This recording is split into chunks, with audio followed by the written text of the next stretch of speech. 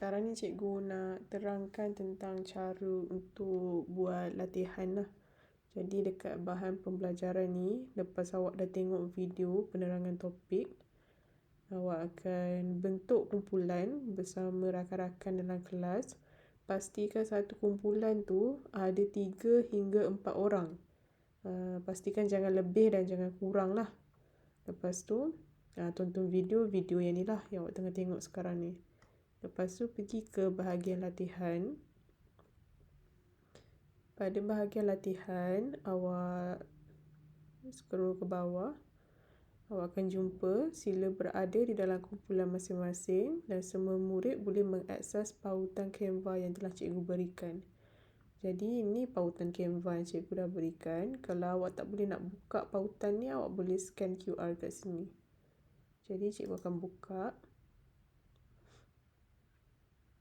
Jadi yang ni latihan 1 lah. Latihan 1 yang awak akan buat. Jadi seterusnya sila isikan nama ahli kumpulan. Dekat sini cikgu dah bagi satu contoh lah.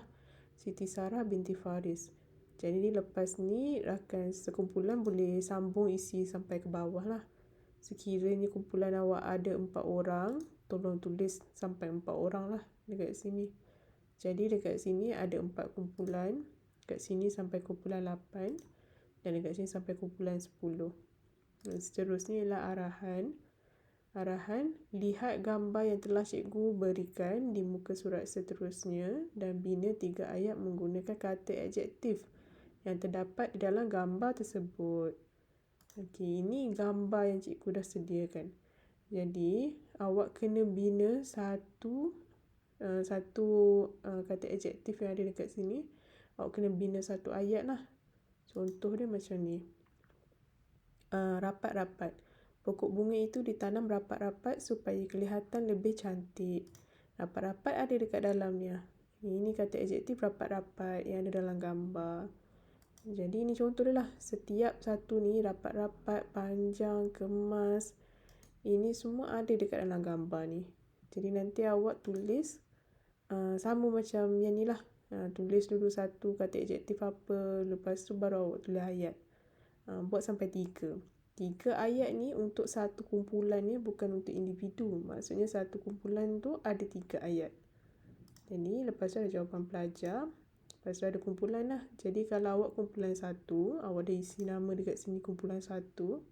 Jadi awak kena isi dekat kumpulan 1 punya jawapan. Jadi dekat sini awak klik. Lepas tu awak tulis lah jawapan awak. Sama dengan kumpulan lain. Kumpulan 2, 3, 4, 5, 6, 7, 8 sampailah 10. Kena isi yang sama lah. Jangan isi dekat jawapan kumpulan lain.